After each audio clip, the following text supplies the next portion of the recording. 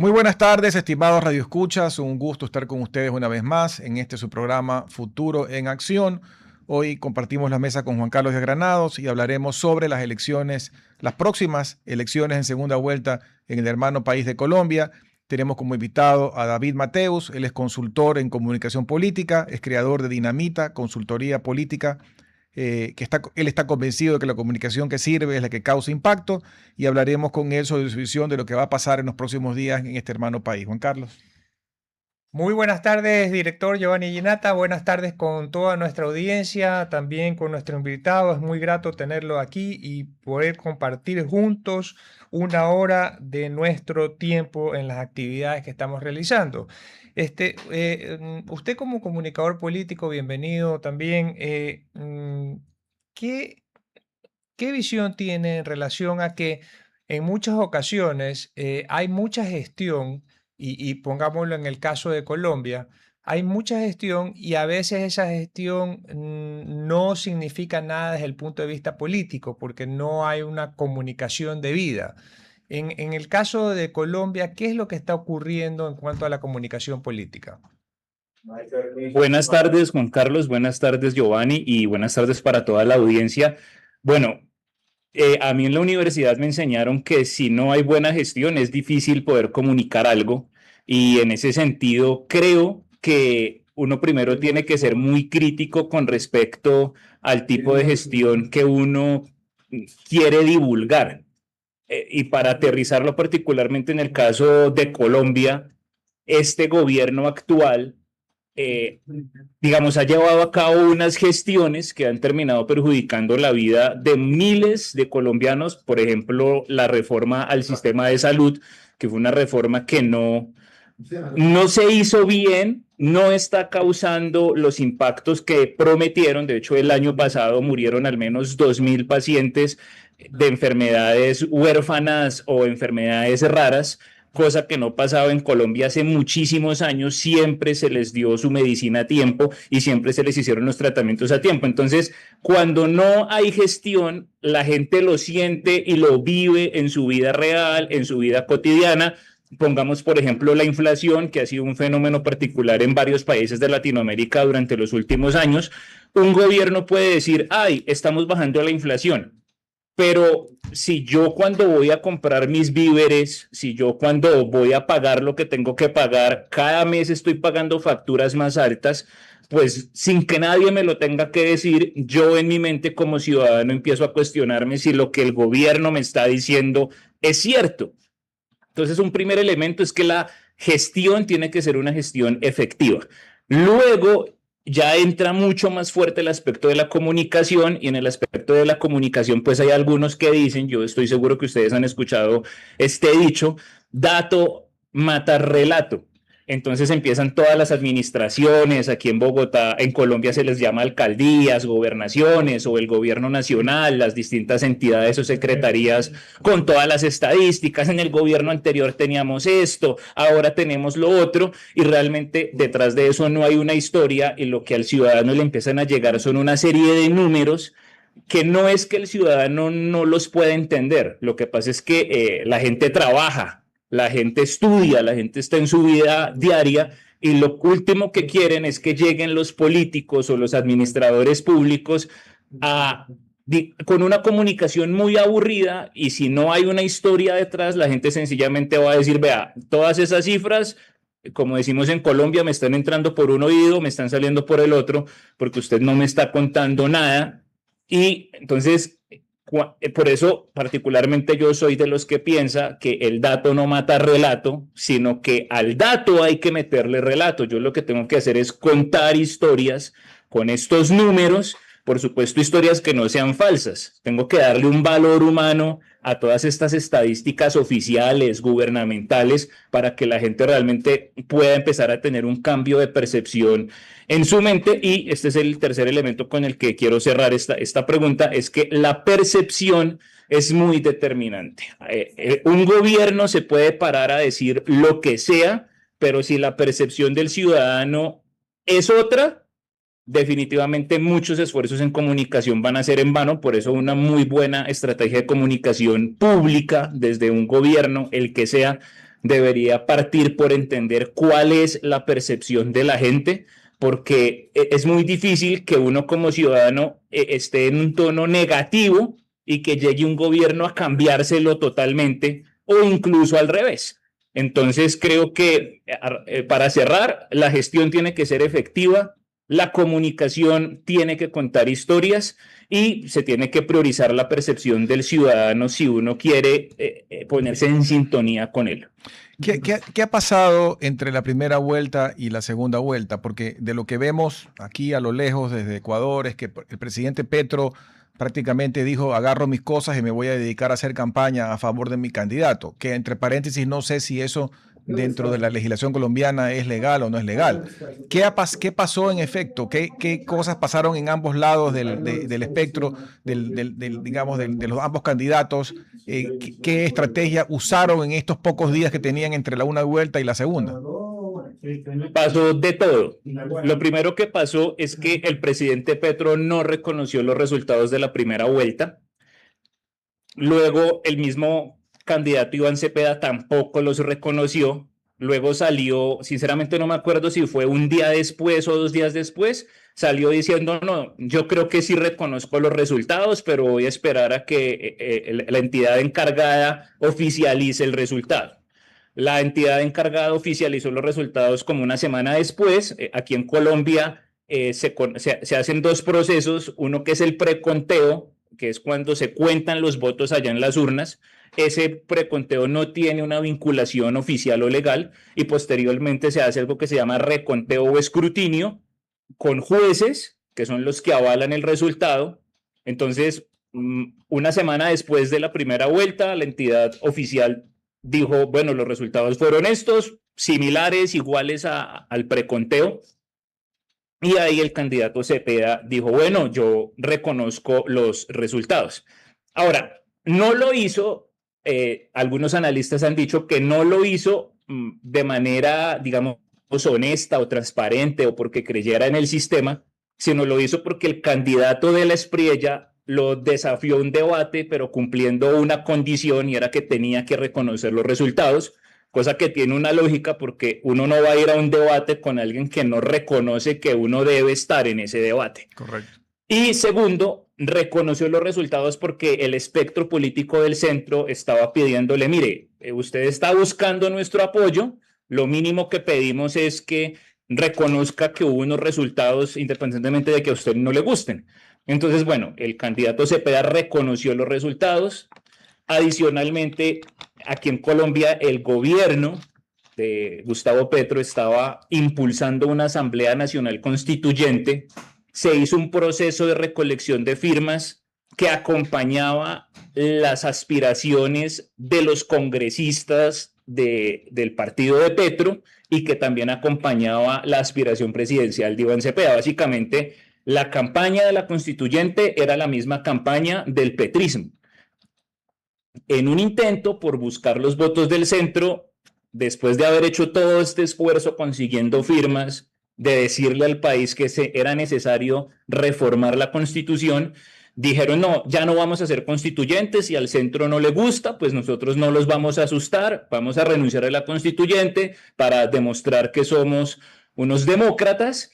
Cosa que, digamos, en un primer momento uno dice: bueno, nos quitamos un peso de encima, porque en estas circunstancias enfrentarse a una reforma constitucional es muy complejo, pero queda la suspicacia de que realmente no lo hicieron de corazón. Y es que aquí en Colombia ya ha habido antecedentes de sectores políticos que se comprometen, incluso han firmado en piedras de mármol, como si fuera una especie de los 10 mandamientos, el compromiso de no reformar la Constitución. Uno de ellos fue el presidente Petro en las elecciones anteriores, y una vez llegan al poder dicen: no, ¿sabe qué? Siempre sí la vamos a reformar, porque para sacar adelante nuestras promesas necesitamos cambios y la Constitución actual no nos lo permite. Eso, digamos, por ese lado programático. También el candidato Cepeda ha apelado, digamos, a figuras legales para presionar la candidatura del candidato de la Espriella. Le ha hecho denuncias públicas por presunta compra de votos, por presunto desfalco al sistema de salud, cosa que, por ejemplo, lo del sistema de salud es curioso porque Abelardo o el candidato de la Espriella nunca ha estado en el poder. Es difícil que usted pueda desfalcar un sistema de salud público si Claro. usted no tiene acceso a esos recursos. Entonces, es como si se estuvieran sacando denuncias de la manga. Abelardo de la Espriella también ha denunciado a líderes regionales amigos del presidente y amigos de Cepeda de compra de votos. Digamos, estas acusaciones han sido mutuas. Y ya en lo comunicacional, la campaña de Cepeda ha reclutado o ha acercado o ha tenido acercamientos mejor con barristas de equipos de fútbol, con tribus urbanas como las personas a las que les gusta la cultura del K-pop, con jóvenes a los que les gusta la música rap. Ha buscado acercamientos políticos con el centro. Incluso uno de los ex líderes de las FARC, alias Timochenko, ya expresó su apoyo por la candidatura de Cepeda. Y por el lado de la Espriella, parece que está siendo fiel a esta premisa de no aliarse con partidos políticos. Le dijo a varios partidos políticos de forma pública: yo no quiero el apoyo de ustedes. Se lo dijo al Partido Conservador, se lo dijo al Partido Liberal, se lo dijo a otros partidos: no me interesa el apoyo de ustedes. Y pues digamos que algunos de estos partidos han dicho: bueno, no importa si usted quiere nuestro apoyo o no, lo vamos a apoyar. Otros han dicho: nuestros militantes o nuestros integrantes quedan en libertad de apoyar al candidato que quieran. Y la última encuesta que se podía publicar por ley fue hace 2 días, no hace 3 días, el domingo. En esta encuesta el candidato de la Espriella le saca 8 puntos de diferencia a Cepeda, un 53% contra un casi 45%. Y diariamente se han venido publicando o se han venido dando a conocer unos seguimientos de la firma Atlas Intel, se llaman Tracking Atlas Intel, un seguimiento diario. Y estos seguimientos diarios, ha habido días en los que el candidato de la Espriella le ha sacado casi 16 puntos de diferencia a Cepeda. Otros días la distancia se ha reducido a 8 o 7 puntos. Esto básicamente es un sube y baja. Y bueno, digamos, para terminar de hacerles el panorama, la campaña está muy peleada en la costa atlántica, en Barranquilla, en Santa Marta, en Cartagena, en La Guajira, y está muy peleada en Bogotá y en el centro del país. Y en ese escenario político que tú, David, acabas de describir, ¿cuáles son las principales preocupaciones de los colombianos? Es decir, si fueras estratega de cada una de las campañas, es decir, ¿qué percibirías y qué tendrías que prometer? Aquí hay 3 factores clave, ya muchos han hablado de eso, las mismas campañas yo sé que lo tienen medido. El primero es la seguridad. La seguridad tiene 2 niveles. Un nivel que es el nivel urbano. La gente en las ciudades está esperando que no le roben el celular. Las mujeres están esperando poder usar el transporte público sin sentirse agredidas de ninguna manera.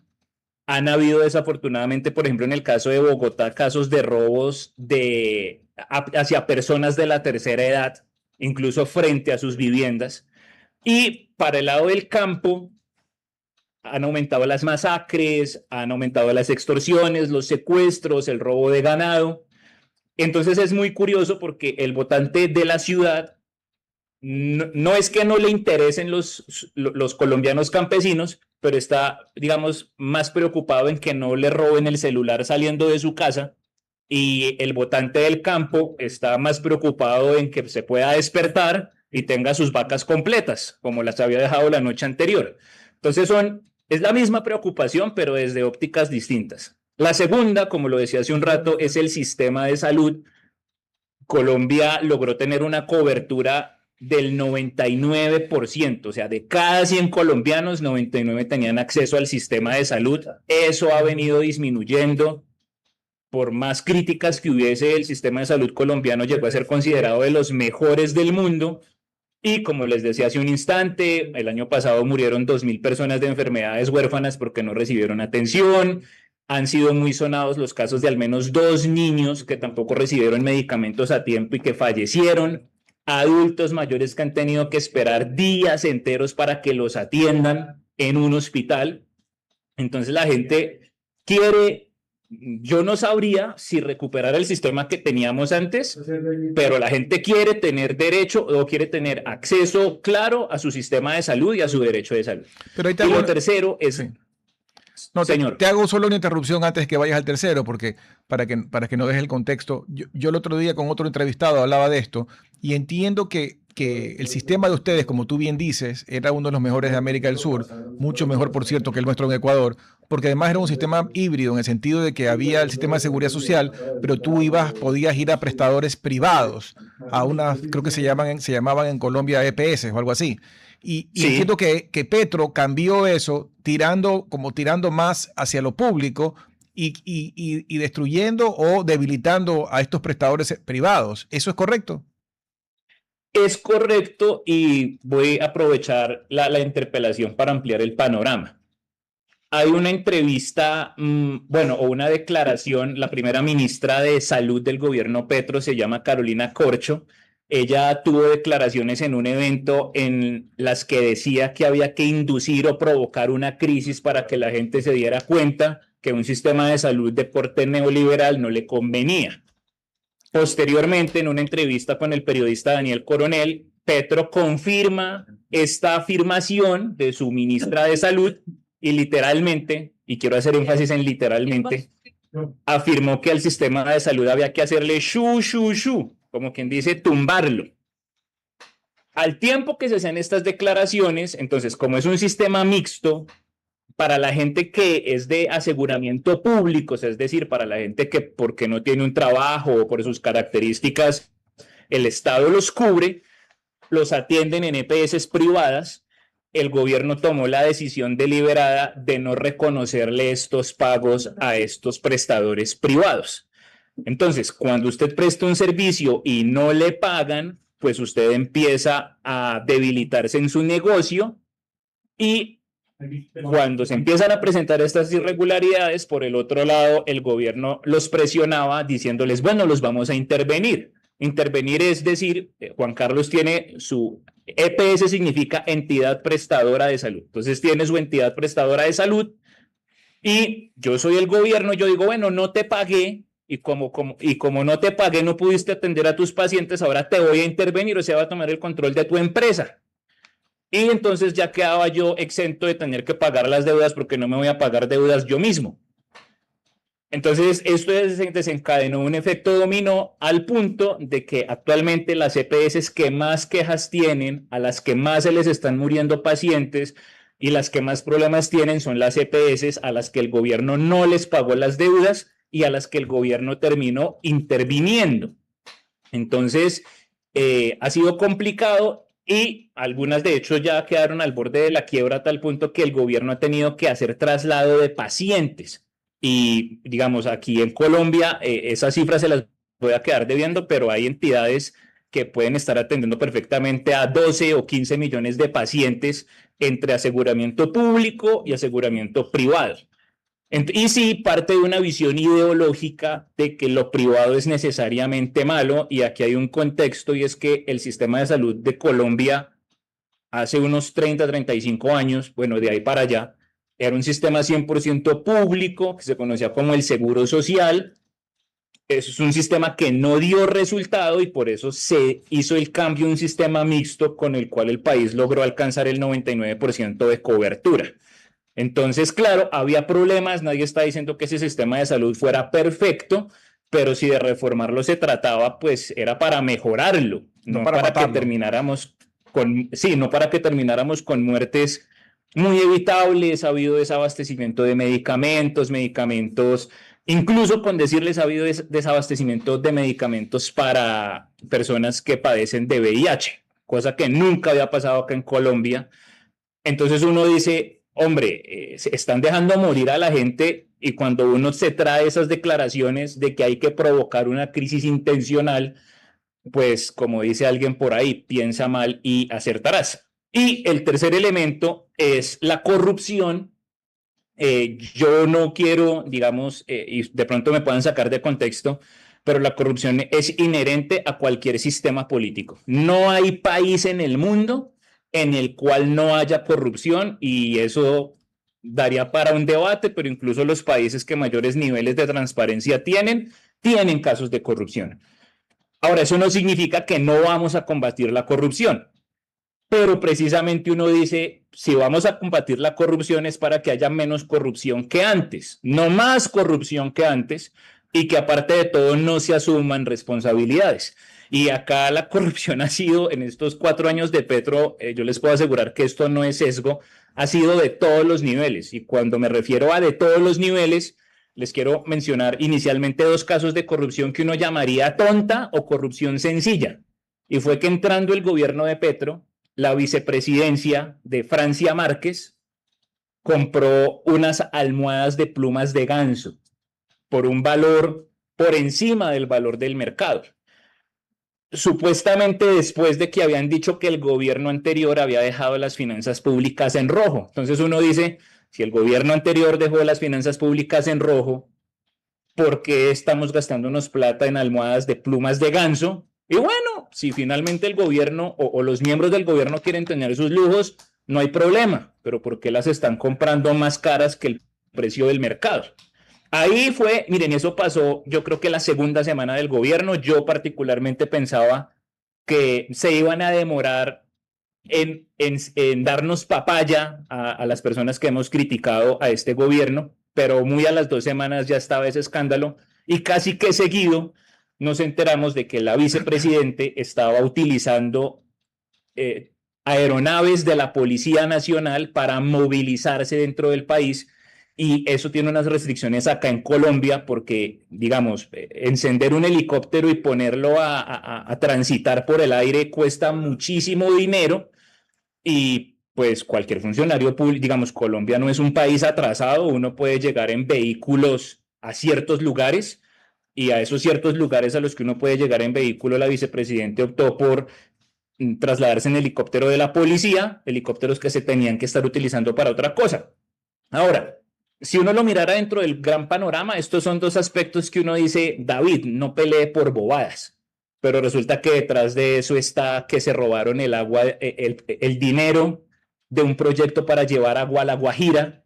Con ese dinero sobornaron congresistas para que aprobaran las reformas del gobierno en el Congreso. Detrás de eso está que este gobierno compró aviones de guerra por encima del precio del mercado, se los compró a una empresa sueca. Luego uno se entera que la esposa del presidente está viviendo en Suecia.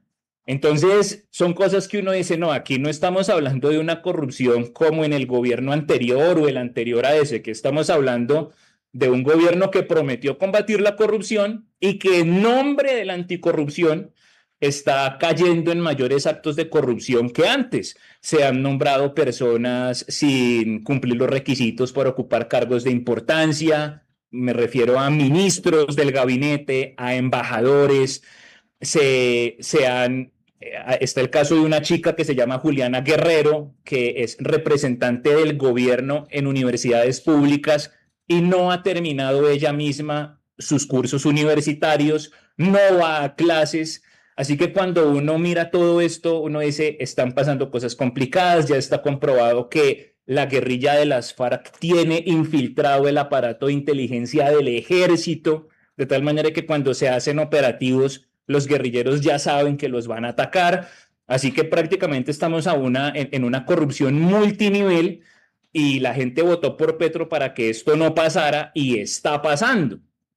Entonces, esos son los 3 principales elementos que están sobre el debate público en Colombia.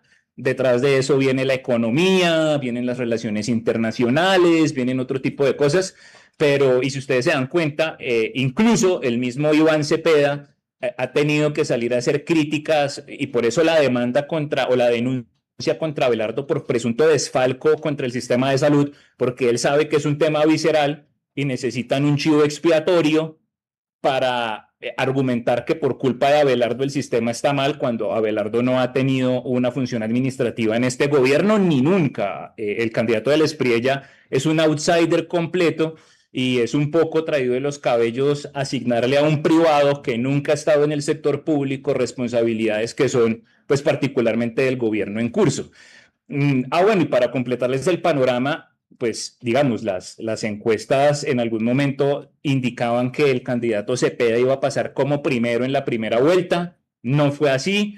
Esto es como para decir que el sector del oficialismo del presidente Petro, de Iván Cepeda, sigue siendo un sector muy fuerte. Han habido denuncias de constreñimiento electoral a favor de Cepeda en el campo colombiano.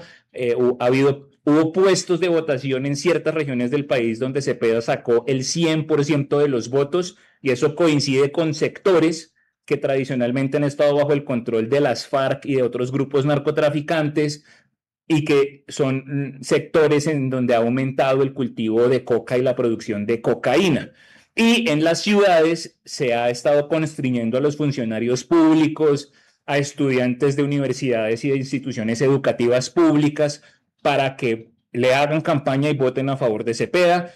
Eso ha pasado. La opinión pública aquí en Colombia ha estado hablando al respecto. No me lo estoy inventando yo. Yo aquí estoy haciéndoles un recorrido de todo lo que ha pasado en opinión pública en Colombia durante los últimos 15 días. Vamos a un corte breve y regresamos en unos minutos. Enseguida continuamos con Futuro en Acción. Última hora. 12:29.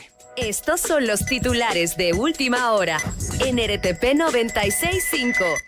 Subsidios a combustibles superan $1 por galón pese al alza de precios en Ecuador, según datos proyectados por Petroecuador para el periodo del 12 de junio al 11 de julio de 2026. Productos de consumo masivo como la gasolina extra, Ecopaís y el diésel premium continúan recibiendo aportes estatales para evitar que los usuarios paguen el precio total que marcan los mercados internacionales.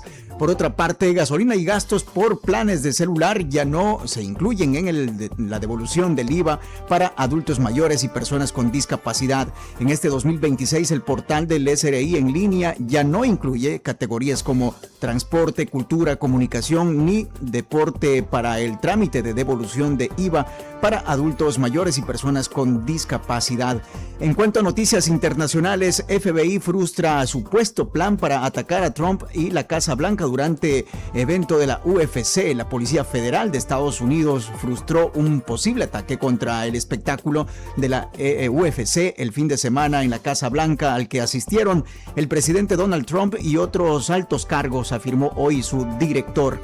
Y en deportes, tensión en el Times Square. Hinchas de Argentina y Argelia protagonizaron incidentes en la previa de su duelo mundialista. Videos en redes sociales muestran empujones y golpes entre ambos grupos. La policía de Nueva York intervino para controlar los incidentes. Volveremos más adelante con los principales titulares de este 16 de junio. Continuamos bien informados y en buena compañía en RTP 96.5. RTP. Inicio de espacio publicitario. Machaca y Unique. Ecuador siempre primero en mi corazón. Todo el pueblo está esperando tu consagración. Tricolor siempre querida te lleva en mi corazón. Todos ansiamos la gloria y vamos a ser campeón. Quiero amanecer soñando, ver el sol arriba y gritarle al mundo. Quiero abrir mis ojos y verte campeón, campeón con gol de Ecuador. Banco Guayaquil, Ecuador siempre primero. Somos el nuevo eje industrial de San Borondón. Donde hay orden, hay desarrollo. Donde está Seiza, está el nuevo San Borondón Industrial. Seiza, Centro Empresarial e Industrial de San Borondón. El nombre detrás del nuevo eje productivo del Ecuador. Centro Empresarial e Industrial de San Borondón. Visítanos en seiza.es. No podemos ganar sin haber jugado. ¡Métanse eso en la cabeza! ¿Qué? ¿Quién dice que no se puede? A mí siempre me gusta ganar antes que cualquiera. Por eso tengo descontado el certificado de depósito que te permite recibir todos tus intereses desde el primer día. Pero eso no se puede. No seas gil. Claro que se puede. Inviertes a plazo con una tasa fija anual del 6% y cobras todos tus intereses de contado.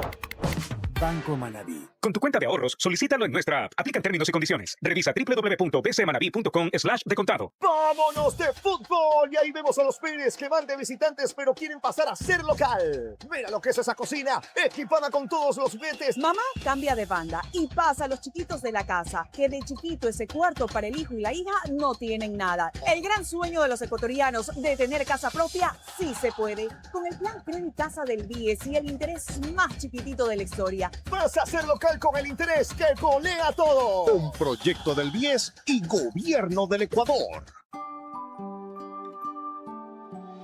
Quiero amanecer soñando. Quiero abrir mis ojos y verte campeón.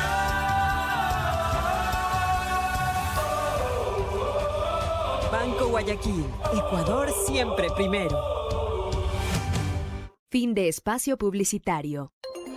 No se pierdan todos los sábados Emprendedores del Comercio, el programa radial de la Cámara de Comercio de Guayaquil. Yo comencé mi negocio hace aproximadamente unos 30 años. Tendremos a empresarios contando sus historias de éxito y especialistas hablando de temas de interés colectivo. La comunicación cada vez se acelera más en el mundo. Cuando llegamos no existía el comercio electrónico, no existía el contraentrega. Nuestro objetivo es seguir avanzando, seguir creciendo. Emprendedores del Comercio con María del Carmen Bunia, todos los sábados a las 9 de la mañana. Toda la riqueza nosotros la hemos tenido en el petróleo. ¿Y qué hemos hecho con eso? Por RTP 96.5. RTP. Buena compañía.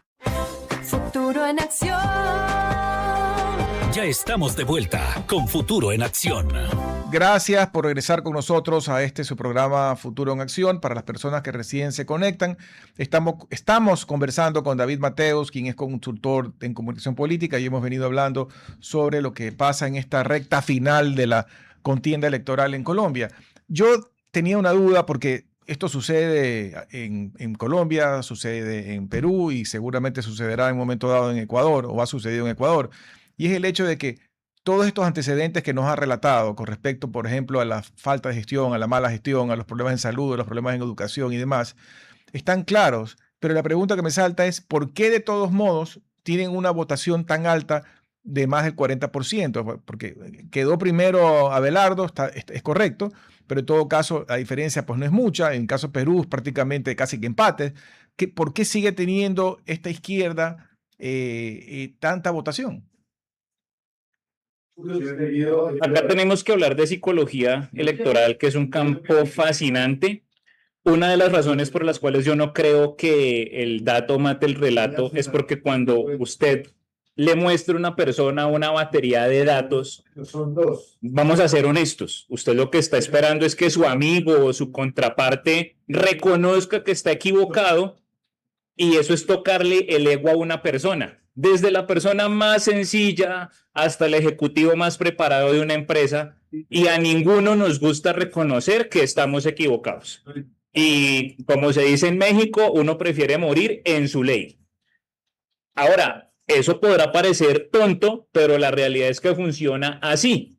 Y funciona tan así que pensemos, por ejemplo, en una discusión de pareja o en una discusión de padres e hijos. Es muy difícil que uno como hijo le reconozca al papá, sí, yo estaba equivocado, usted tenía la razón. Mucho menos un padre va a reconocer eso, o si es una pareja, el hombre a su mujer, o viceversa.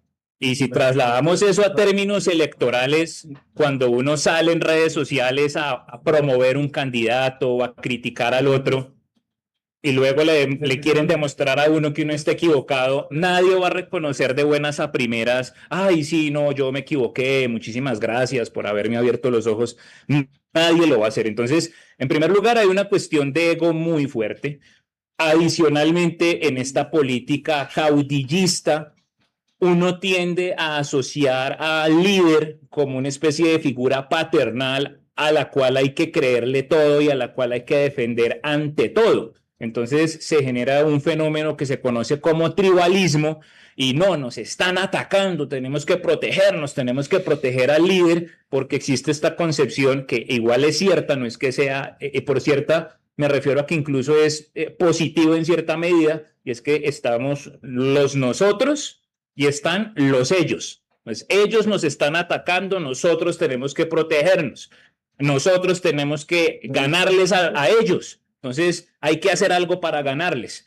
Y al final esto termina apelando a muchas cuestiones instintivas del ser humano, como el deseo de supervivencia, lo que decía hace un instante, el ego, el orgullo, el sentimiento de paternidad, de pertenencia. Todas estas cosas están en juego. Y apelamos también a una cuestión muy ideológica, y es que en todas partes del mundo hay gente que está muy aferrada a sus ideas, ya sean ideas de derecha, ideas de izquierda. Ustedes de pronto lo han visto con decirles que hay gente que todavía cree que la Tierra es plana y que todo el proceso de descubrimiento de América es una conspiración internacional. Entonces, si eso existe, pues ahora no van a existir entonces personas que se matriculen contra viento y marea en una ideología política, así les demuestran que están equivocados y mueren, como lo decía hace un instante, en el sentido metafórico, mueren en su ley. A mí, aunque me lo demuestren, yo sigo creyendo en esto. Y pues no vamos a negar que, por ejemplo, en México, cuando ganó Claudia Sheinbaum, se estima que de cada 10 votos, en general, 8 personas votaron movidas por el sentimiento de no perder. En México le dicen bono, aquí en Colombia le decimos subsidio. O en el caso de Argentina, que Argentina era un país prácticamente sin sector privado, la gran mayoría de votantes corresponden al sector público. Entonces, cuando un gobierno, digamos, entrega unos recursos a la ciudadanía, ya sea a manera de subsidio, pues eso se vuelve un motivante electoral. O cuando hay una gran masa de personas que para su subsistencia dependen del Estado, digamos acá en Colombia, la polémica más o menos desde unos 12 meses hacia acá ha tenido que ver con que se ha aumentado la planta de trabajadores del Estado por medio de una figura que se conoce como contratistas, que son personas que formalmente no son empleados públicos, pero que el gobierno, el que sea, los contrata para desempeñar unas funciones. Y entonces, si a mí me contratan como contratista, a mí me pueden decir, bueno, si usted quiere que le renueven el contrato, necesito que nos apoye con 12 votos más, o con 15, o con 50. Es una práctica desafortunada que fomenta la corrupción, y entonces al final por eso es que estos gobiernos que quizás no son tan favorables terminan teniendo un amplio apoyo por todas estas razones. Mire, va desde la gente que de verdad cree hasta la gente que sencillamente dice, mire, yo no creo en este gobierno, pero no me quiero quedar sin trabajo, pues voy a conseguirle votos porque pues de pronto en el otro gobierno no me contratan. Entonces, básicamente eso explica el apoyo a estos gobiernos. Claro, en la historia de la humanidad siempre nos hemos sentado alrededor del fuego para contarnos historias, y esas historias nos gustan mucho, pero además, concuerdo contigo, David, yo no creo que en ninguna conversación conyugal nadie ha ganado esa conversación con datos. Entonces, más es la narrativa. Así es que, ¿cuál es la narrativa para que tú mencionabas que en la costa atlántica de Colombia estaba muy apretada la votación entre los dos candidatos? ¿Por qué ocurre eso?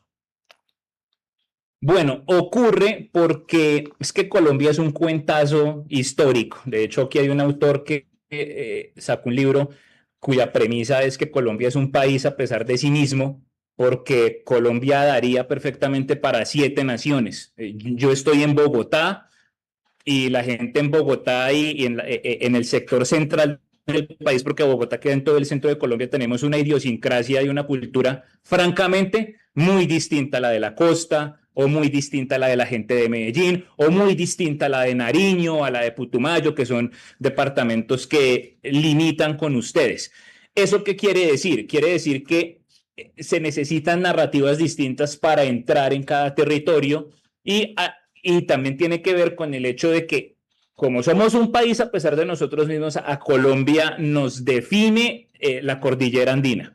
O sea, atravesarse usted por esa montaña, eso limita el desarrollo. O sea, somos un país desarrollado, pero hace falta todavía, o sea, digo, con cierto nivel de desarrollo, y por supuesto hace falta muchísimo más. Entonces, en estas regiones de la costa atlántica hay lugares donde todavía no hay abastecimiento de agua, no hay abastecimiento continuo de energía o de luz, no hay un abastecimiento asegurado de gas natural para cocinar. Aparte de todo, pues hay regiones muy rurales que están todavía bajo el control de grupos criminales y de narcotraficantes. Entonces, ojo, yo estoy explicando un hecho, no estoy proponiendo nada y es un hecho documentado en Colombia y esto incluso pasa en Bogotá, aunque por razones distintas. Entonces, cuando el ciudadano no tiene asegurado su sostenimiento de la otra semana, es muy fácil que aparezca alguien a decirle: mira, te doy este dinero para que votes por nosotros. Y el ciudadano dice: pues no tengo con qué comer la otra semana. Pues igual aquí por lo menos soluciono lo de los próximos 2 días. Insisto, eso pasa incluso en Bogotá. Lo que pasa es que Bogotá, por su carácter de capital, de pronto no lo reconoce tanto, pero yo les puedo asegurar que en Bogotá eso también pasa. Así que básicamente la estrategia, ¿cuál es? Yo he visto, le he hecho seguimiento a la campaña de Abelardo y su campaña o su estrategia ha sido el regionalismo. Es decir, miren, yo soy costeño de verdad, o sea, soy de la costa atlántica, voten por mí. Si alguien viene a pedirles que voten por ellos por dinero, pues usted no lo haga, usted vote por mí porque yo soy consciente de los problemas que hay en esta región del país y me comprometo que como presidente les voy a solucionar. La estrategia de Abelardo ha sido el regionalismo y por su parte la estrategia de Cepeda ha sido apelar más a la lucha de clases y a decir, bueno, aquí hay problemas, pero los únicos que no tienen estos problemas son los ricos, porque los pobres están teniendo los mismos problemas que el resto de Colombia, así que voten por mí, dice Cepeda, porque vamos a nivelar la cancha para que los pobres de la costa atlántica no sigan teniendo los problemas que históricamente han tenido. Son 2 enfoques distintos, Abelardo desde el regionalismo, Iván Cepeda desde la lucha de clases, y si ustedes se dan cuenta, pues son concepciones que tienen una matriz muy ideológica. Si el regionalismo es hijo del nacionalismo, pero no entendido el nacionalismo como los nazis, sino el nacionalismo como una identidad nacional, y eso es una cuestión, digamos, que está muy clara en la derecha, y en la izquierda se apela más a la lucha de clases, así que creo que ambas estrategias tienen una matriz un tanto más ideológica. Habrá que ver este domingo, en la segunda vuelta, cuál de las 2 estrategias se impone sobre la otra. Pero hablando sobre la venta que haría el candidato de izquierda hacia los pobres, una referencia pragmática, objetiva es, bueno, ¿qué hizo mi antecesor, en este caso Petro, que es de mi misma línea, con respecto a eso? Y esa es la pregunta que quería hacer.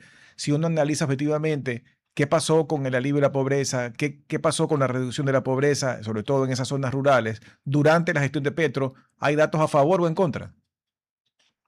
Los datos están en contra, pero es que aquí volvemos a la narrativa y yo en esto quiero ser franco.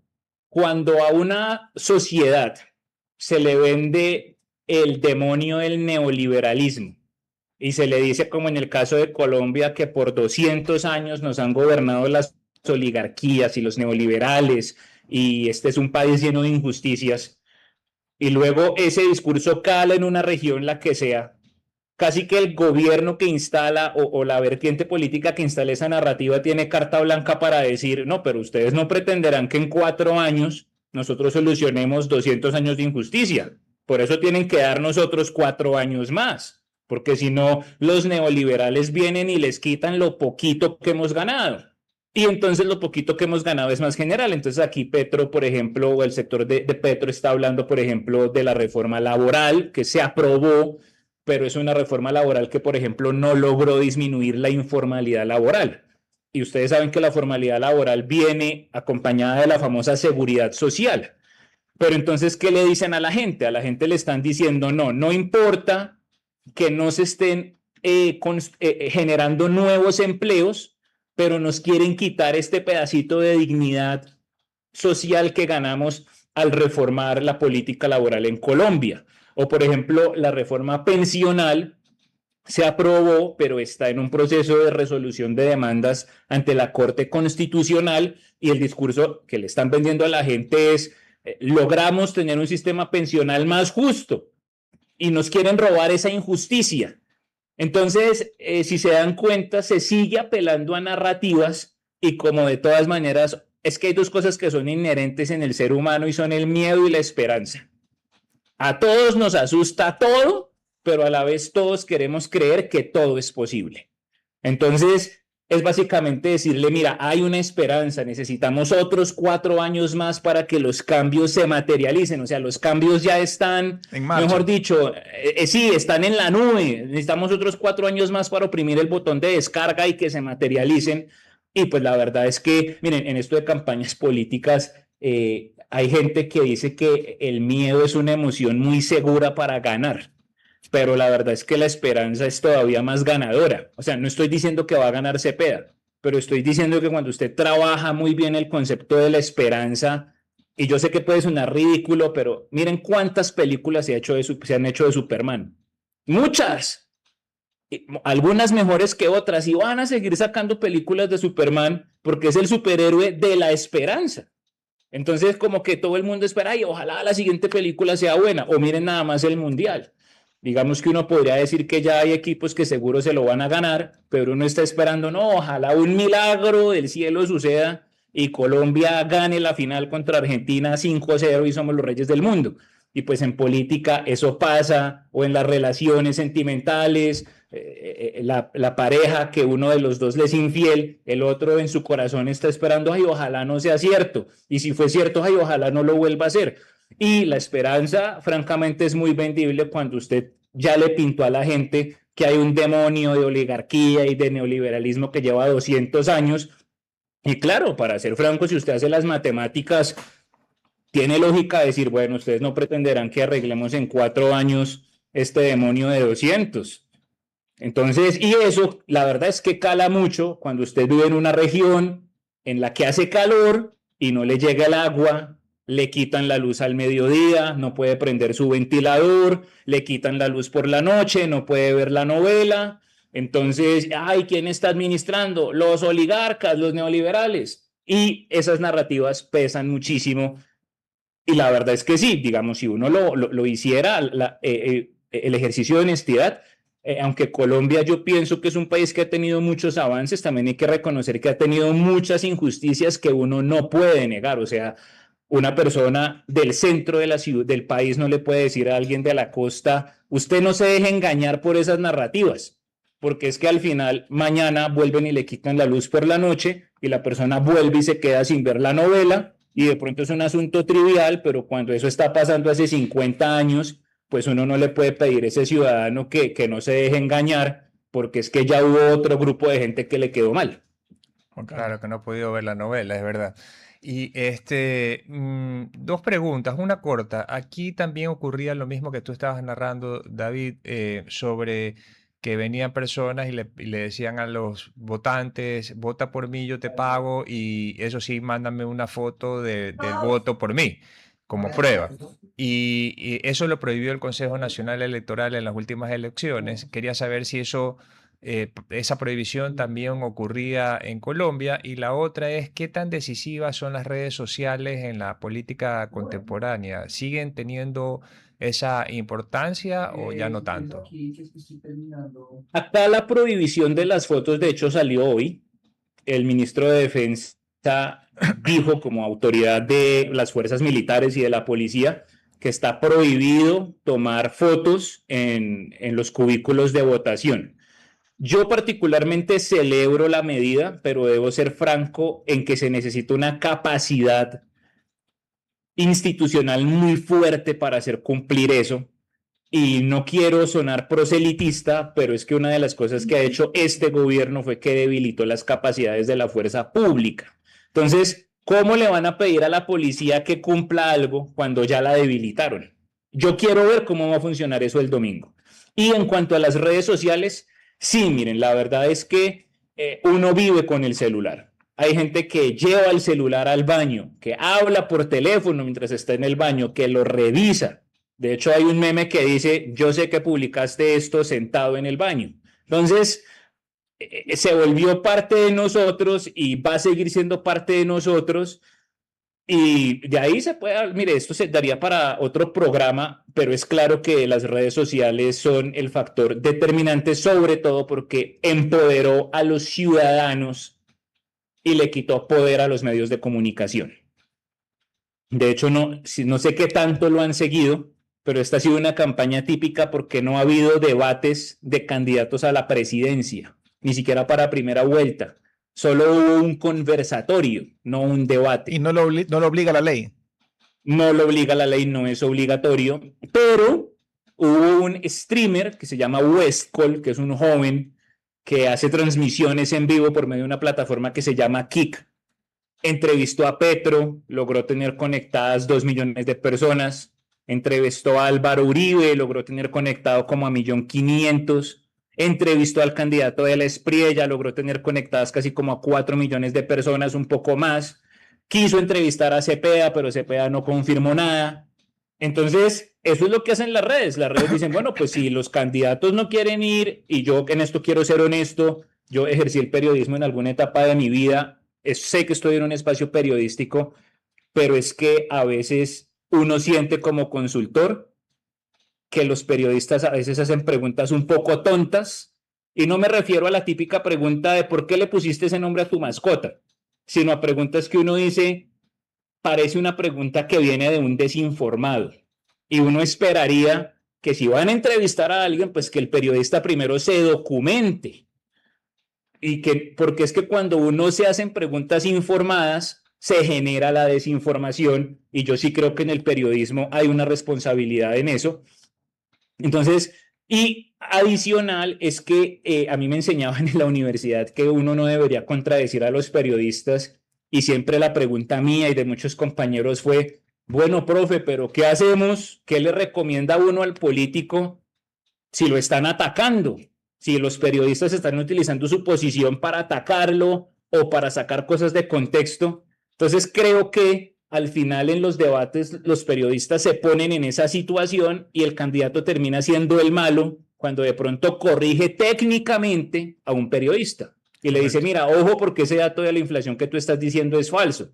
Y luego sale el periodista, el candidato ataca la libertad de prensa. Y uno, hombre, pero pues es que la libertad de prensa no es carta blanca para que un periodista diga cosas que no son. Así es.